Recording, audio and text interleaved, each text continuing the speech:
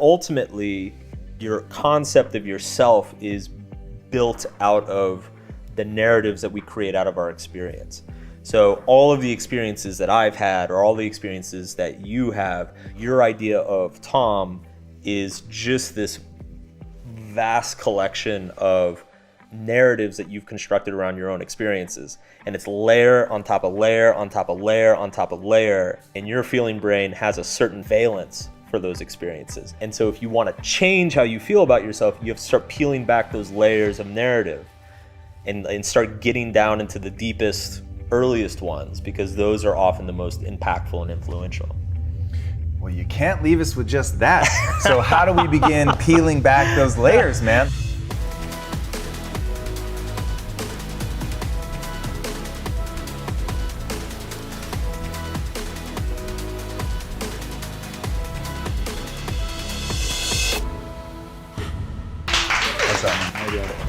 Welcome to the show. Thanks. That's a nice intro. I should have you do my PR. I'd be happy to do it, man. Look, the stats are staggering. So putting something like that together is pretty easy. Yeah. I'm sure that kind of thing really took you by surprise, but what you've done with it in terms of really giving some self-help that is very direct and just sort of says it like it is in a voice that I think people can relate to is really amazing. And I'm super excited to have you here and Thanks. Go into some of these topics. Yeah, it's good to be here. Especially the new book, Yep. which I think is lovely. Everything is Fucked. That's a nice title. Certainly catches your attention. The thing that I found most interesting is the talk about values and like how much values begin to inform your identity, and basically your values are essentially who you are. Yes. Take us into that. What does it mean? And then how much malleability is there in values? Sure. So my focus in my work has always been value focused. I feel like in the self-help and self-development world, there's so much focus on success, getting ahead in your career, starting a business, making more money, having better relationships, but nobody's actually standing back and defining what success is. Like, is our definition of success valuable or not?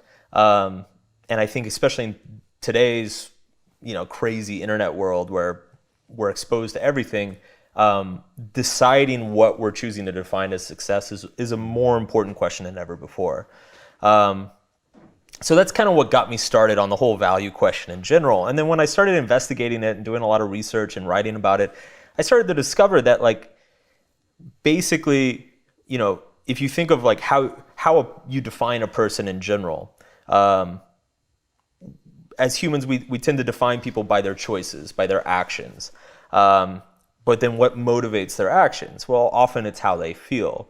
And then what motivates how they feel about certain things, and it's their perception of what's valuable and what's not. And so that's kind of how I drilled down to this idea that essentially what we are is just an aggregation of what we choose to value in this world. If I value money more than anything else, that will come to define me through my actions, my behaviors, what I invest my time and attention into. If I value family, that will define who I am, because everything else will flow from that. Yeah, the thing that I find interesting about values is people often act as if they are empirical truths, like money is valuable or family is valuable, and they don't realize that it was a choice often handed to them by the way they grew up, their parents, what their parents instilled in them. And so stepping back and recognizing that all of this is a choice, that you can consciously decide what you're going to value. Yeah. And I'd love to hear your thoughts on how the process works of deciding to value something. So if somebody finds themselves in a place where they feel totally fucked up, they don't like who they are, and they buy into this notion that, okay, a lot of this is being driven by values, how do they actually change that? Yeah. It's funny because I'm not a huge fan of a lot of like kind of the typical self-help tropes, but the answer to this question I think is kind of classic visualization, but it's not the visualization that we usually hear about. So what I talk about in the book is that like, let's say I'm just really superficial and I value money more than anything. Like, I've got like a fleet of yachts and it's all I care about, And then something happens in my life and I realize that that's pretty superficial. I should like grow up a bit and, value something else. And it's not as simple as just deciding. Like, we've all had that experience in our lives where we wish we cared about something that we don't, or vice versa. We wish we didn't care about something that we do, and you can't just stop. And so the process that I describe in the book is that essentially, before you can commit to a new value, you kind of have to like try them on. Like it's like going to a store and trying on a bunch of pairs of clothes. And the way you try on a new value is you need to sit down and visualize. And you can even write it out if you want. But it's like, let's say all I care about is my fleet of boats, and I want to try on a new value, like charity or something. I have to sit down and start asking myself, what would it mean for my life? What would it mean for me as a person if I didn't value those boats anymore? And that's a very hard question. It really messes us up, because we realize that a lot of our relationships would probably fall apart. A lot of our business commitments would probably fall apart. A lot of our understanding of ourselves would be shaken up or questioned. And it's a very difficult thing to ask. And so, most of the times when you see visualization taught in the self-help industry, it's like they take a guy who wants a fleet of boats and they say, visualize a fleet of boats. Now go get it. And it's like, no. What you need to do is take a guy who wants a fleet of boats and say, visualize not wanting a fleet of boats. What would that say about you? Who would you be if that thing you always desired was not your desire anymore? Yeah, that to me is really interesting. And you went through a pretty cool moment like that where you said, ultimately, this all comes down to choices. And for a long time in your life, you just always assumed you were going to be a musician. That was like where you were headed. And then choosing to do the writing instead. And the thing that really interested me in that was you said there was a period of mourning. Yeah. Why is there a period of mourning? What's going on as we reshape ourselves? So my background is a little bit Buddhist, and I subscribe to the belief of no self, essentially. That our conception of who we are is just kind of this arbitrary, imagined thing in our brain. And so I think of our relationship with ourselves as being basically functioning the same way as like our relationship with another human being. So when you lose a part of yourself, so I spent pretty much all my early life wanting to be a musician. That was my ambition. It was my hobby, my passion. It's how I spent all my time. And I went to music school and I just got the shit kicked out of me. And I was like, oh, this is not going to work anymore. And the process of letting go of that value was very much similar to like a breakup. Like, it felt like losing a girlfriend or losing a friendship. Like, this thing that gave all this meaning and emotion to my life was now unavailable to me. And whenever you lose something like that, you go through the same emotional process, which is that process of grieving or mourning.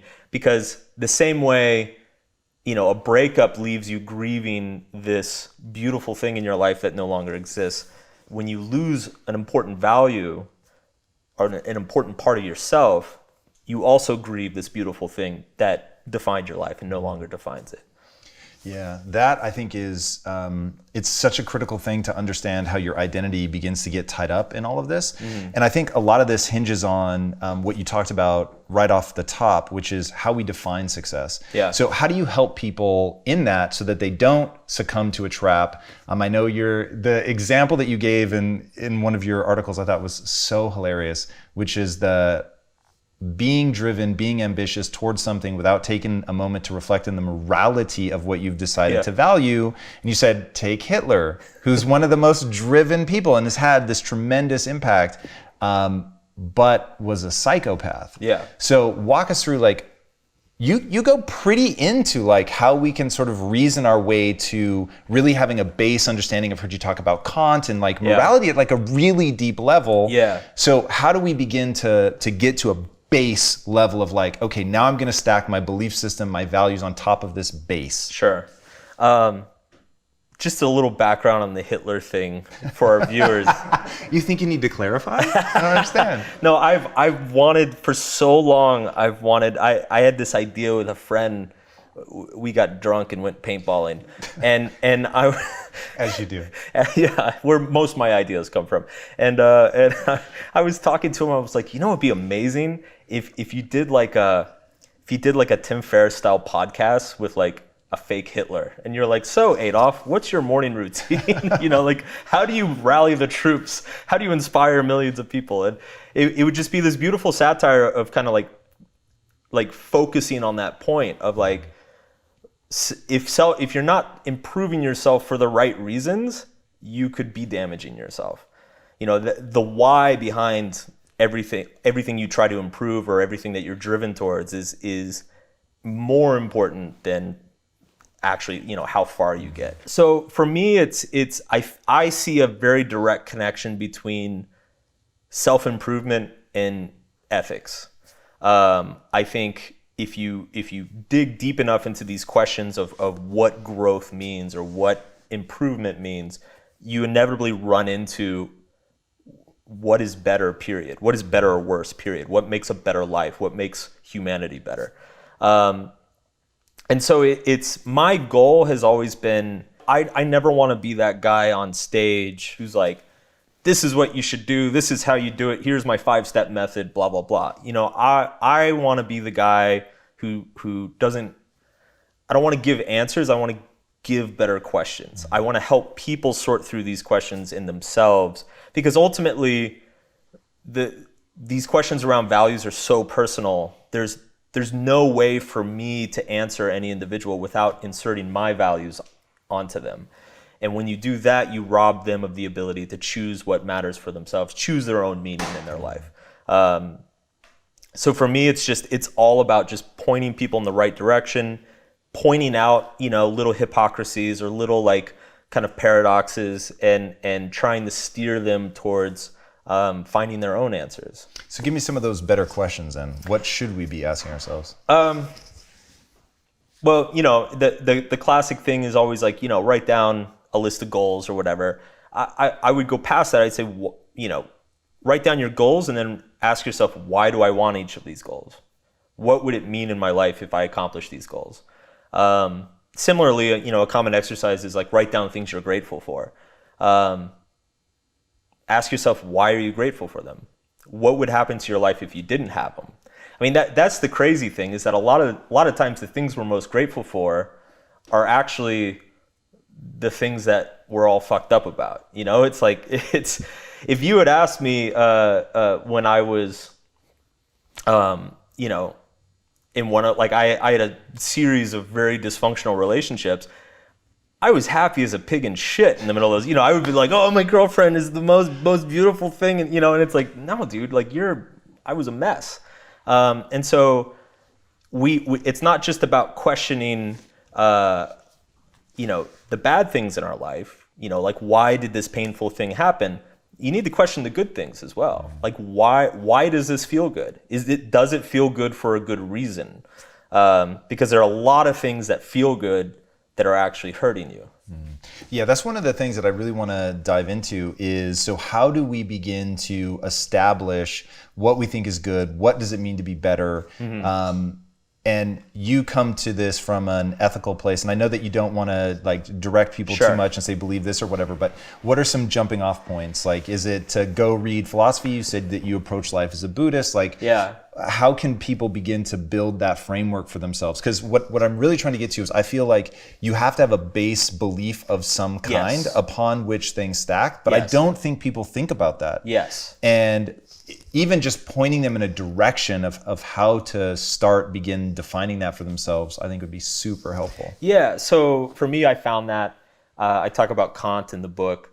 I was very inspired by Kant's moral philosophy. Basically, he has this principle called the formula of humanity, which is essentially, it's so simple, but it kind of explains everything. He says that always act in such a way that you never merely treat a person as a means, but always as an end.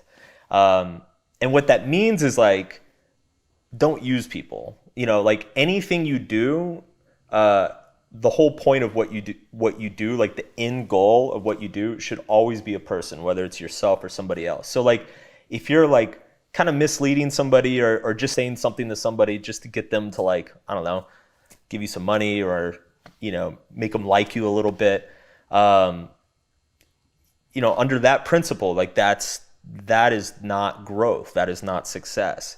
Any basic stuff like lying, cheating, stealing, like all of those are examples of using people as a means to some other end rather than treating the person as an end of themselves. So I when I came across that principle, it just, for me, it kind of blew me back on just how universal and powerful and useful it was. Because I spent a lot of time writing about dating and relationships, and I was coming from a place where my philosophy around relationships was always like, the thing that screws relationships up is treating people as a means, is being transactional in your relationships. And so when I found that Kant stuff, I was like, damn, this dude gets it. Yeah, no, it is very interesting. And if you had to, and look, you've urged people not to take you too seriously, and so I asked this question knowing that, but like, if you had to define success in a sentence, sure, how would you define it? Whew. For me, success means creating a life and creating a world with better problems. That's interesting. That reminds me of a quote of yours. I'm going to paraphrase, but if you want purpose in your life, the most important thing you need to do is answer honestly the following question: what is your favorite flavor of shit sandwich? Which I thought was absolutely phenomenal. That is the absolute right question. But what do you mean by that? It's basically anything you pursue. Like, our mind plays this little trick on us, which is when we want something, our brain only shows us the good side of it. It doesn't show the sacrifice required for it. And every experience you have in life, there is a shit sandwich part of it. There's everything has its associated problems. But our brain doesn't think about that when we're pursuing it. And so for me, like, one of the most powerful heuristics is to simply, instead of thinking about what benefits I want in my life, I try to think about what problems do I want in my life. It's something as simple as, like, people might see this show and they're like, oh, damn, I wish I had a badass show like that on YouTube. It's like they don't understand, like, there's a whole crew here, there's logistics, there's like waivers you got to get like clear through lawyers and all sorts of crap. And it's like, those are the problems you chose. Those are the problems that you wanted to have. And that's why it's a successful show. It's not just because it's like, oh, damn, having a show would be awesome. Like, it's easy to just want something. So, yeah, your whole concept around struggle, I think, is really powerful. You talk really interestingly about emotions in the book. You go into the Newton's emotional laws, which I thought were really interesting.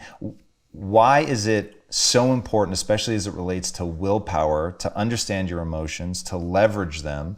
But at the same time, when you talk about emotions, there's an inherent sense of, like, don't always trust your emotions. Sure. So untangle this emotional knot for us. Emotions are messy for a lot of reasons, but one of the key things that I talk about is, I use this analogy of a car. If your consciousness is a car, you have two brains in it. You have a feeling brain and a thinking brain. And most people's assumption is that the thinking brain is the responsible one driving, and the feeling brain is like the bratty little kid in the passenger seat screaming and pointing at stuff out the window. And it's like, it's the job of your thinking brain to, like, keep two hands on the wheel and be like, shut up, I'm trying to drive here, And it's, as a culture, we look at anybody who fails to control their impulses or their emotions as somebody who's just fundamentally failing to drive their own car. We see it as a failure of willpower and discipline. But the truth is, if you dig into all the psychological literature, it's the feeling brain is actually driving the car, and he's a little bit crazy. He's like, I compare him to, like, an angry boyfriend who refuses to stop for directions. Like, he just wants to go wherever he wants to go, and he's not going to listen to anything. And the thinking brain is actually in the passenger seat. Like, our conscious mind is a passenger in our own behavior who has deluded himself into thinking that he's driving, even though he's not. And what I talk about is that the power of the thinking brain is that we get to draw the map.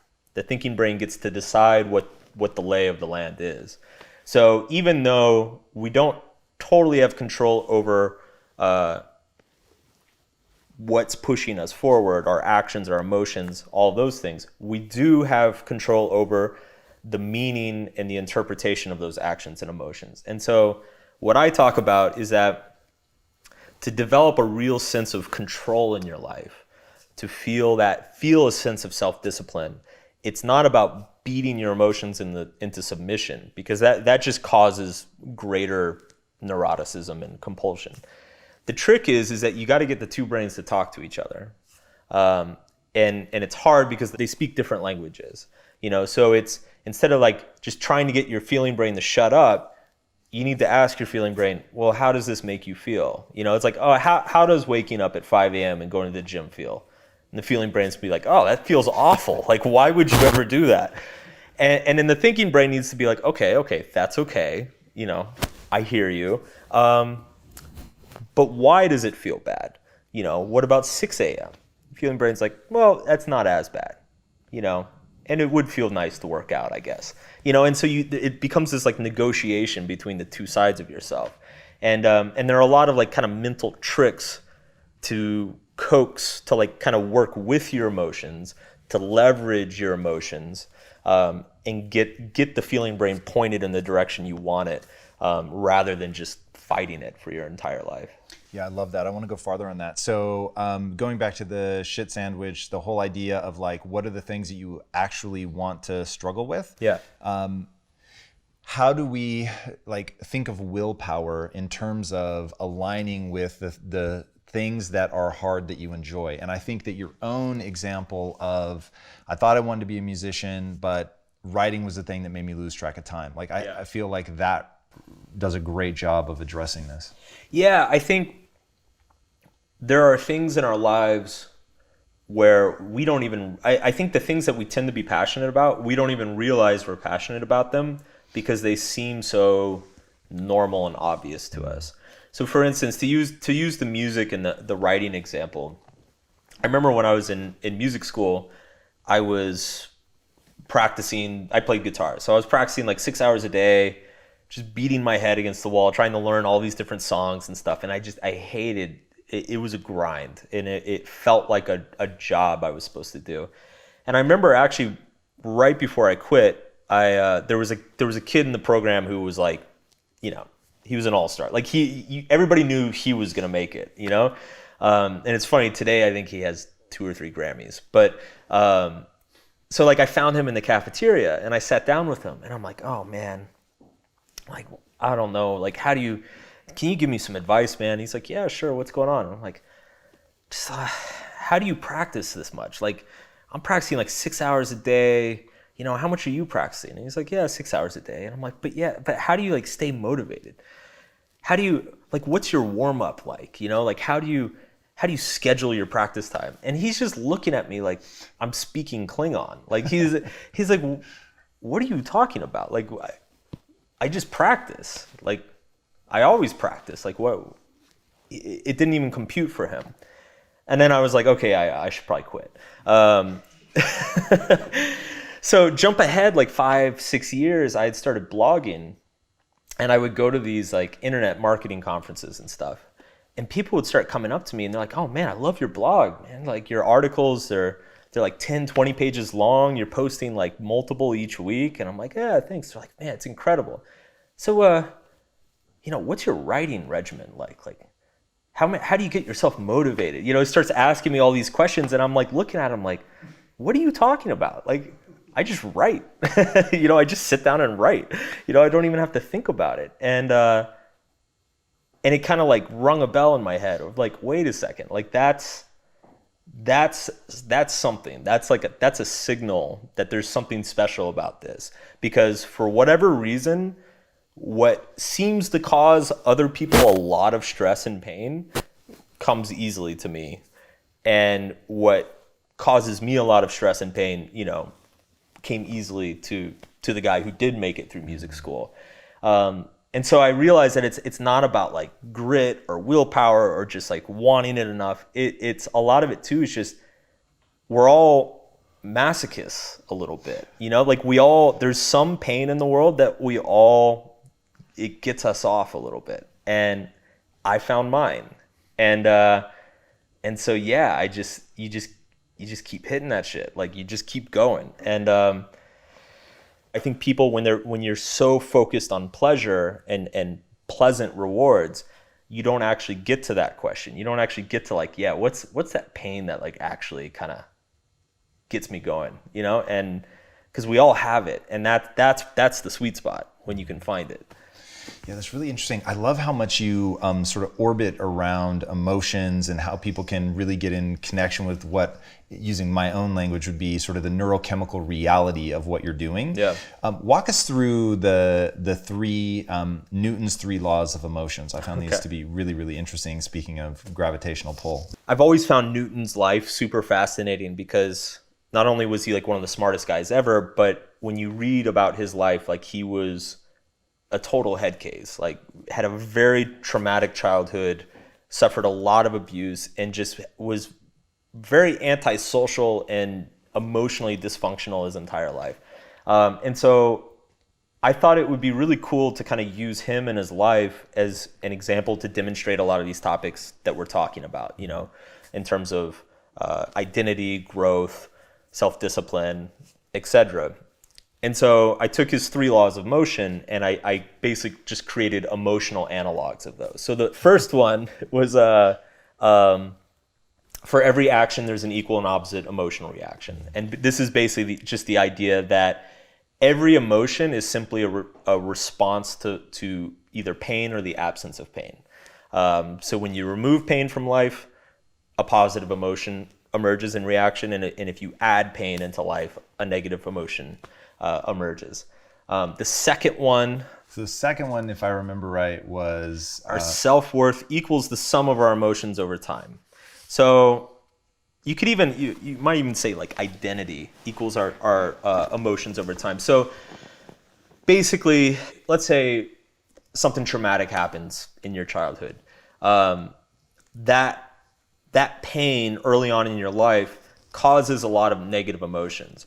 And one of the things that I talk about is that anytime we feel an emotion, it compels us to do what I call equalizing, which is like if I'm angry at you, I'm going to continue to be angry at you until I either retaliate or you apologize. Like something needs to happen to make that anger go away. There needs to be some sort of like equalization between us. And if there is no equalization, that anger just kind of simmers and sits there forever. And one of the reasons why childhood traumas are so debilitating for people is that essentially these extremely painful experiences occur to our feeling brains while our thinking brains are still undeveloped and don't know how to explain or create meaning around that pain. So let's say something really painful happened to me now, I'd be like, oh, well, he meant well and, shit happens or whatever. But if I'm like a 5-year-old, my explanation for it only gets as far as like, I'm a bad boy, I'm a bad person, and the world hates me, and that will stick because it doesn't get equalized and it'll stick for the rest of my life. And the problem is that we forget that painful thing happened. So we just kind of go through life with this feeling of inferiority and pain that lingers that we can't really put an explanation to or explain away. And so the process of therapy is basically unraveling a lot of our experiences until we get back to that original experience. And with our adult thinking brain, we can now put meaning to that pain that is helpful to us, essentially. So that's the second law, is that our identity is the sum of our emotions over time. And then the third law is our identity will continue to be our identity until new experience acts against us. So to use the music school example, I was a musician. I would introduce myself as a musician. And then I got to second semester of music school and had my ass handed to me. And suddenly I'm like, oh shit, I'm not a musician anymore, and now I have to go around and it's like, I'm not a musician. I don't know what I am. But it required, there was some new contrary experience that was required to create that shift within me. And this is why identity change, by definition, needs to be painful and uncomfortable. Because if it's not painful or uncomfortable, nothing's changing, nothing's shifting. There might be a perception of a change, but ultimately the only way our values change is that life knocks us on our ass a little bit and causes us to question everything we understand. Yeah, the whole process of losing an identity, mourning that, trying to find or create a new sense of self, I think is one, very misunderstood, and two, really, really critical. You talk about people breaking away and quote unquote finding themselves in a moment of crisis. Walk us through that, and I'd love to hear if that's what you were doing. You're so well traveled, 60 plus countries, speak 3 languages. Was that a part of that redefinition for you? Were you seeking experience? Like, how do you advise people who are, they don't know, I don't know if I'm a writer, I don't know if I'm a musician, I don't know what shit sandwich I enjoy. Like, you know, how do you help people through that process? I think there's an exploration phase. Because it's if you have this identity, you have this perception of who you are, and then suddenly that's yanked away from you. There's kind of just this void there. And so I think there needs to be an exploration to basically find your shit sandwich, essentially. And it takes time, it takes patience, and I think probably the most helpful thing you can do is just be okay with not knowing. Let's talk about building resilience. You said something early that I found really interesting, which is that you have a relationship with yourself the way that you have with somebody else. Which is really fascinating. Tell me about that. Like, what do you mean by that?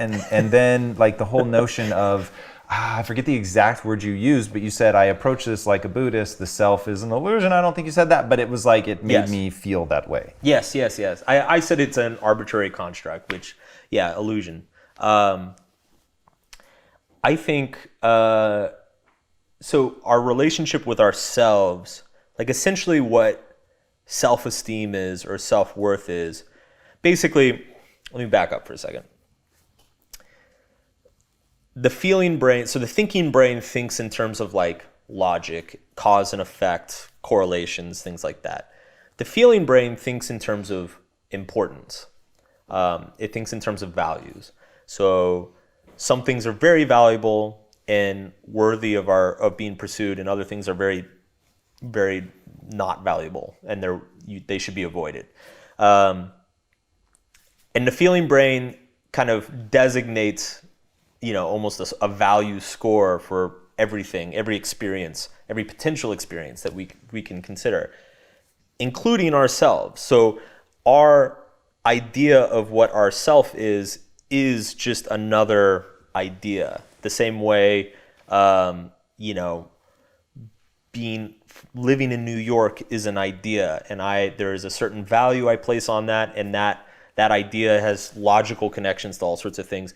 That who I am as Mark Manson is simply a constructed idea in my mind, and as a constructed idea, my feeling brain has either positive or negative valuations and feelings for Mark Manson. When people have a low valuation of themselves, when their feeling brain thinks that their identity is not valuable and have negative emotions about it, we call that low self-esteem. And when the idea of ourself, our feeling brain has a high valuation of it and has positive feelings for it, we call that high self-esteem. And so a lot of like therapeutic work for many decades was kind of almost obsessed of like just trying to get people's this relationship between your feeling brain and your conception of your identity to get the needle to move from negative to positive, because there are all sorts of positive repercussions of that. But ultimately, your concept of yourself is built out of the narratives that we create out of our experience.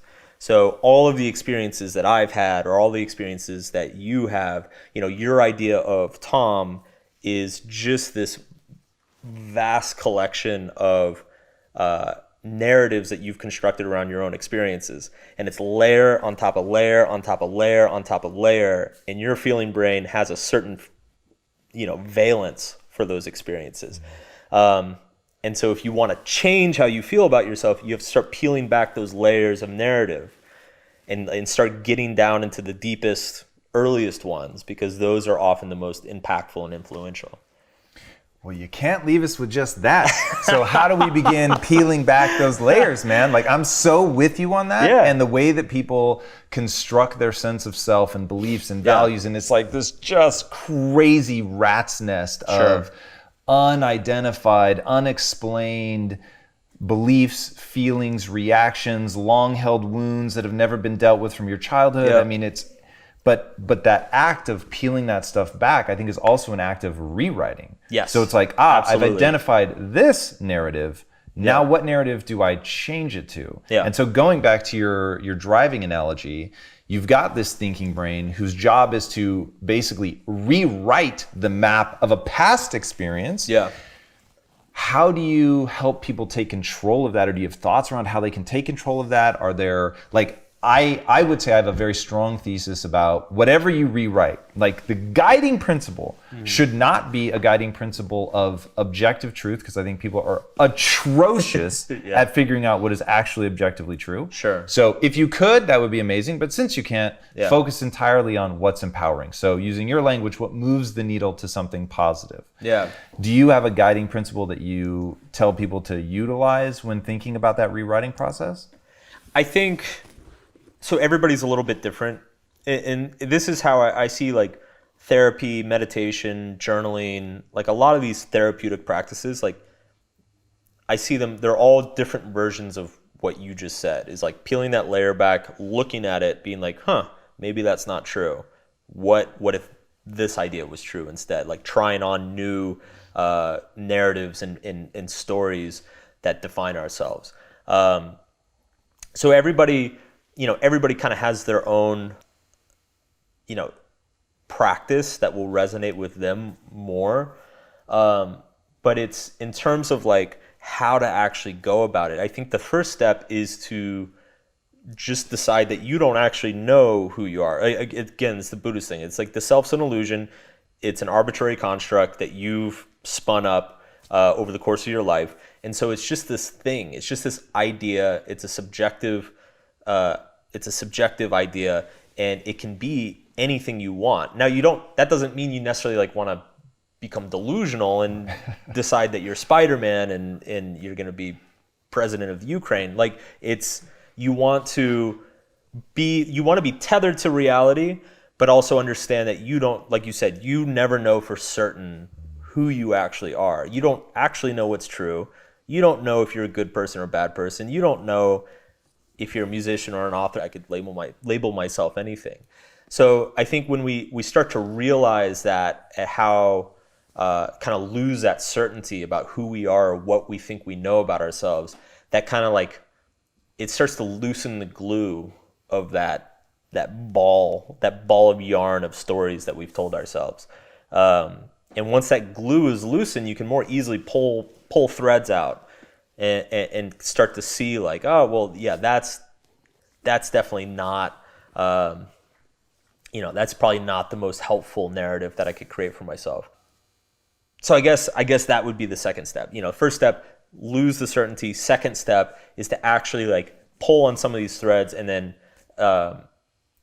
question, what if that wasn't true? Like, what if music school didn't kick my ass? What if I just didn't try hard enough?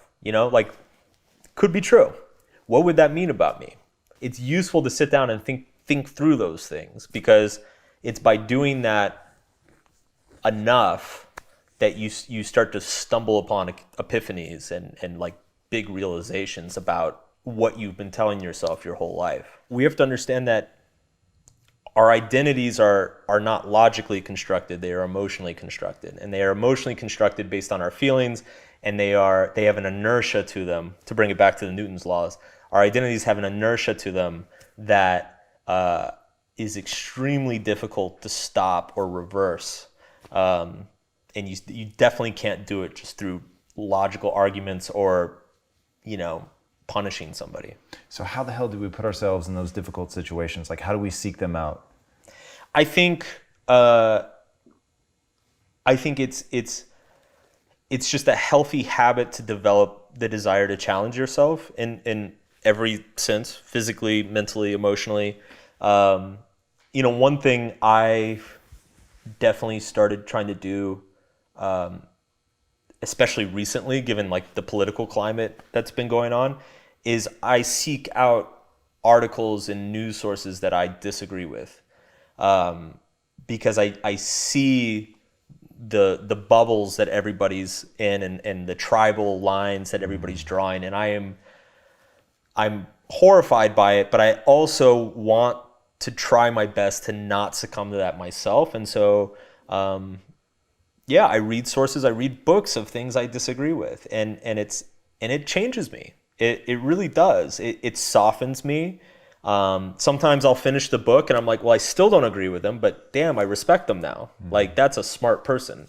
And so that's one way I do it intellectually. But I think it's, that carries over into all areas of life. I mean, it's as simple as,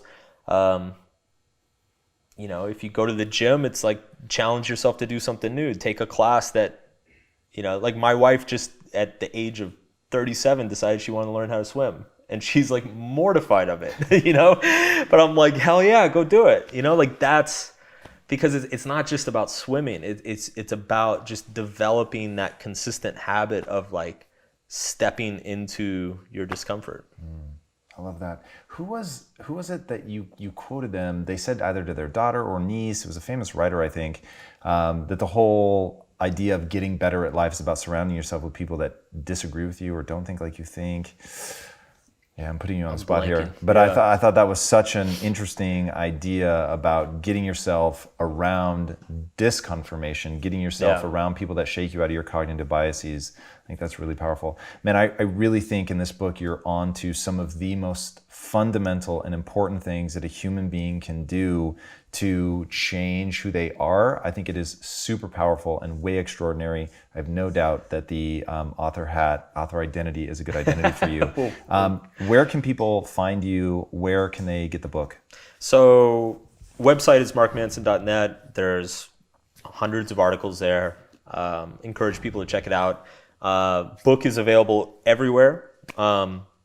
Every store you can imagine, it should be there. So go check it out. And I will be doing a speaking tour across US, Canada, and hopefully Australia and UK. Nice. So you can learn about that. Go to my Facebook page, which is Facebook.com/MarkMansonNet or markmanson.net/book-tour. Nice. All right. What's the impact that you want to have on the world? I want to expand, and I just want to challenge people.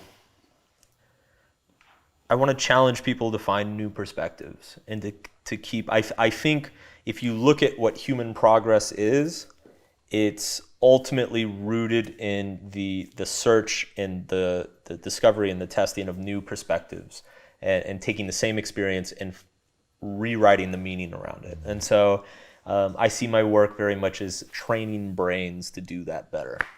I like that a lot. My man, thank you so much for coming on the show. That was absolutely extraordinary. Guys, if you haven't already, be sure to subscribe. And until next time, my friends, be legendary. Take care. Brother, that was amazing. Thank you. Good shit.